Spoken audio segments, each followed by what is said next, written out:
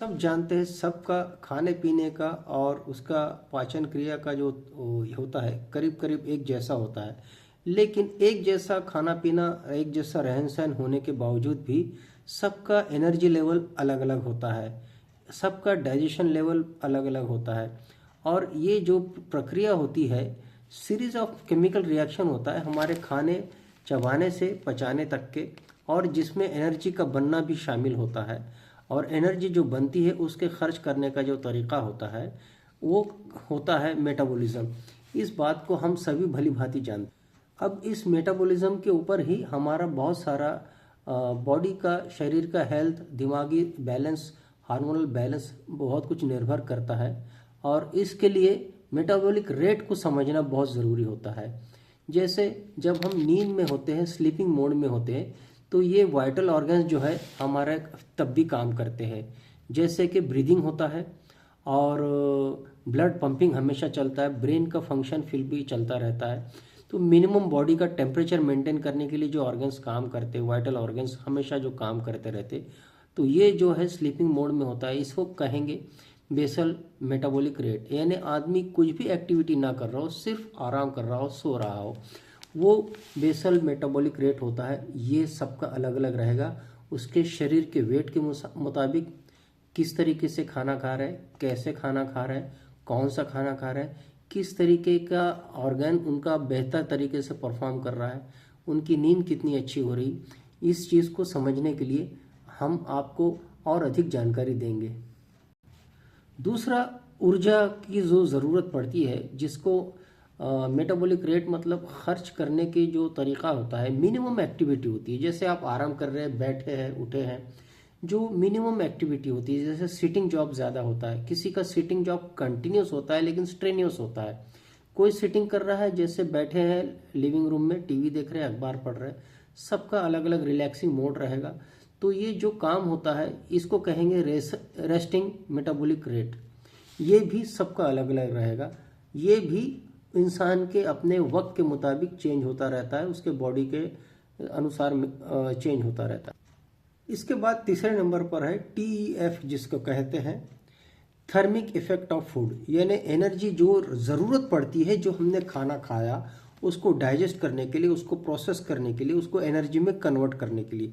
Energy में खाने, जो हम खाना खा रहे हैं उसको पूरी तरीके से एनर्जी में कन्वर्ट करने के लिए जो ऊर्जा लगती है, जो हमारे ऑर्गन्स इस्तेमाल करते हैं, उसको करते हैं थर्मिक इफेक्ट ऑफ फूड।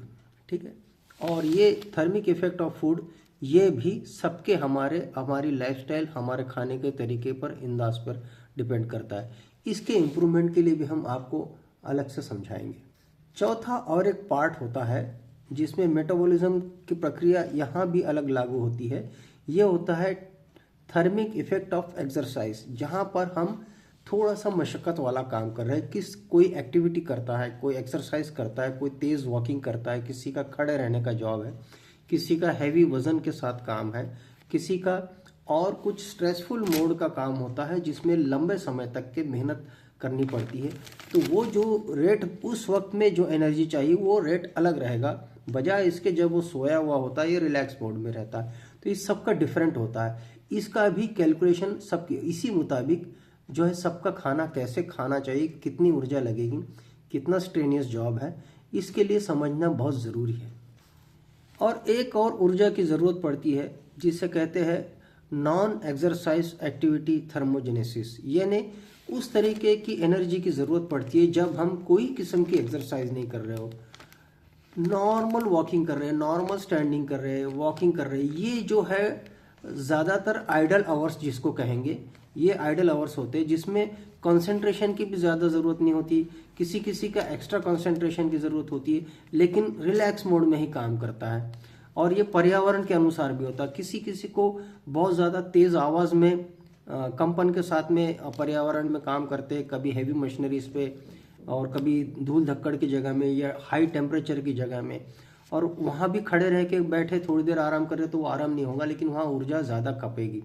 वहाँ उसको पर्यावरण से, हवा से, टेम्परेचर के लिए भी काम करना पड़ेगा। जैसे कि अगर कोई लैंप लो टेम्परेचर जोन में है तो बॉडी को दो तरीके का काम एक्स्ट्रा करना पड़ेगा।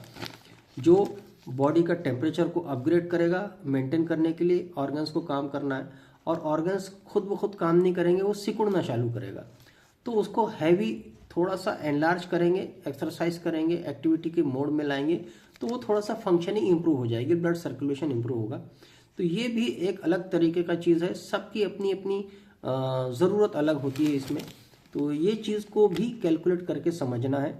ये भी हम आपको हम अपने तरीके से ज़रूर समझाएंगे और आपका पूरा ब्यौरा लेंगे। अभी जो हमने आपको फैक्टर्स बताया, जो जो घटक है, ये मेटाबॉलिक रेट के की ज़रूरत जो होती है, जो ऊर्जा हर वक्त में अलग अलग होती है, और किस तरीके से वो ऊर्जा का बनना होता है, इसके ऊपर में किन चीज़ों पर ये निर्भर करता है। जैसे किसी का एज फैक्टर होता है, यूथफुल एज अलग रहेगा, चाइल्डहुड का एडल्टहुड का एज अलग होता है, और उनसे जो नवजात शिशु होते हैं उनके बच्चों का अलग होता है। तो सबका जो है ये प्रोपोर्शन अलग अलग होता है, उसको कितनी ऊर्जा चाहिए, किस मात्रा में उसका खाना चाहिए, ये तय करना हमको बहुत ज़रूरी है। बजाय इसके कि एक घर में खाना एक जैसा सबके लिए बन रहा है, तो ज़रूरी नहीं है कि वो सब लोगों को एक ही जैसा सूट करेगा, क्योंकि आजकल सबके काम काज ज़रूरतें अलग है, प्लस खाने के अंदर में वो कंटेंट नहीं है, उसका प्रोसेस भी गलत है। कभी ज़्यादातर लोगों जंक फूड खा रहे हैं, या फिर उसके अंदर में जो प्रोसेस है वो बनने का, बनाने का, या बाहर से जो लाया हुआ तेल होता है, खाना होता है, या जो सब्जियां होती है, ये ज़्यादातर पेस्टिसाइड ओरिएंटेड होती है, प्रिजर्वेटिव के साथ होता है। फूड्स भी प्रिजर्वेटिव के साथ होता है, भले आपने घर में खाना बनाया हो, लेकिन ये वो उतने ज़्यादा पोषक तत्व नहीं दे सकते। क्यों कि ये आज